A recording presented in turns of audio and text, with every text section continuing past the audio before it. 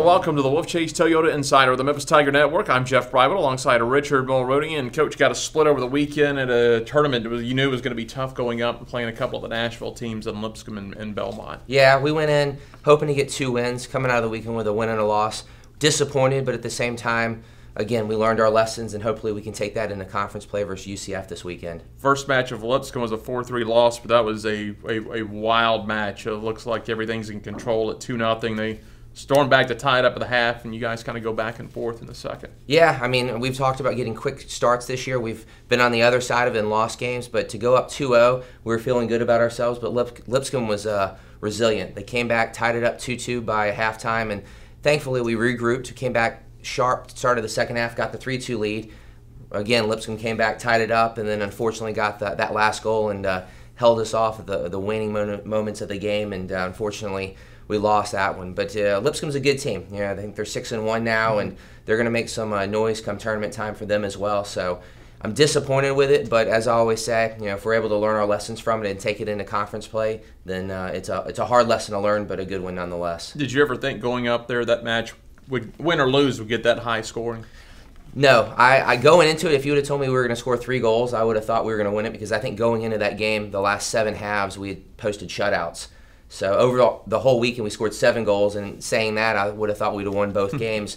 But that's soccer for you, and sometimes you give up 1 too many goals, and that was the case on Friday night. Yeah, and you had talked on last week's Insider about playing Lipscomb and Belmont in the preseason or in the fall. You knew how good these teams were going to be, and you just mentioned they're something like 6-1 right now. That's right. I mean, we played both of them in the spring. We tied both of them, actually, and Lipscomb, it was obviously their home tournament. They had a good crowd out there, which was good to see, but at the same time, it was the first time this year that we'd really been on the road against a solid team with a good crowd. And like I said, it was an unfortunate loss, but at the same time, I give Lipscomb all the credit in the world for coming back, and it was 2 leads that we probably should have held on to. But like I said, if we're able to go into UCF and take that as a positive and possibly hold on to leads, then it was worth playing that game. You come out somewhat satisfied, though, because you did get the split on the road up there, and basically it's both home teams. I know it's Lipscomb's tournament, but Belmont's in town, but you come away with a 3-0 shutout of Belmont. For sure. It's a Sunday afternoon game. The guys are coming off a tough loss, and you just never know what the attitude's going to be. But we got another quick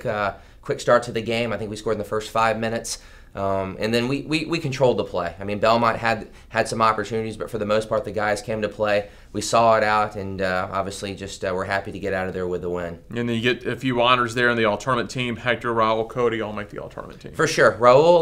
Raul found his groove this weekend. He had been a little off in terms of playing on the field, but we started him Friday night and scored 2 great goals. So he's solidified himself back into talk for getting into the starting 11 again. Cody's always solid. He makes some solid saves. I know we gave up 4 goals on Friday night, but at the same time, I think there were goals that were team breakdowns and not necessarily individual mistakes. And he's included in that, but at the same time, well earned. And I think overall for the last few weeks, he's been one of our solid players, specifically on defense.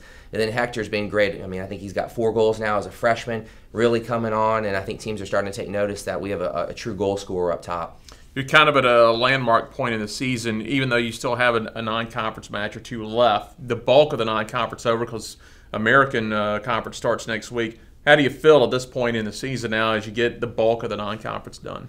I think the boys are looking forward to starting up the conference. I think the non-conference game served its purpose, and we went through our ups and downs with it, but it prepared us for the conference games, and that's what you want to set those games up for. I think we coming out of it 4-2-1, that's probably about where we're supposed to be. I would love to be 7-0, but it's better than 0-7, being 4-2-1. So going into UCF, I've talked about them before. They beat us twice last year. Solid. It's a solid team, but one of our goals this year is to start getting more results on the road, specifically in conference. I think we only won 1 game last year. That was at Cincinnati, but that was the first conference game of the year, and hopefully this year we can start on the same way in terms of getting that win on the road against a good quality team like UCF. I'm sure with everyone cranking up at the conference and being done with the bulk of their non-conference, you've kind of taken a peek around the league and seen some big wins out there from some teams. What do you think of the conference this year, and what are you thinking at the end of the year as far as the potential as far as bids in the NCAA you guys are going to get? Yeah, from top to bottom, it's a solid conference. I mean, some teams have beaten top 25 teams. I think some teams have suffered some not so good losses as well. But at the end of the day, I mean, you have the Connecticut's, you have Tulsa's, SMU's a better team this year. we're going to be competitive, and that's not even a takeaway from Temple's and Cincinnati's. But at the same time, I think we're focused just on our game at hand, and I think at the end of the year, I think the teams that get into the conference Final Four as well as the NCAA tournament will speak for themselves. We're going to head to Orlando this weekend, UCF Saturday, to start off American play. What do you see out of the Knights?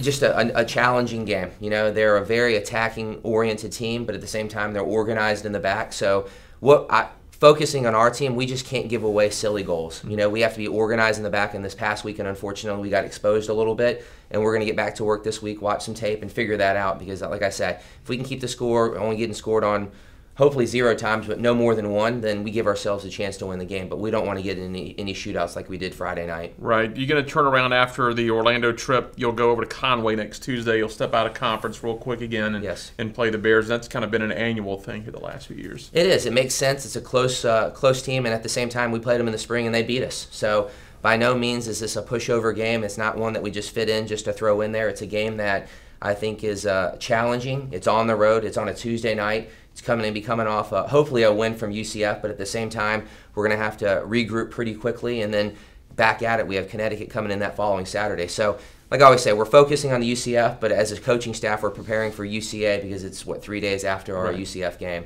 All right. Well, Coach, best of luck this weekend as you open up conference play. Thank you. That is head coach Richard Mulrooney. I'm Jeff Brightwell. This is the Wolfchase Toyota Insider on the Memphis Tiger Network.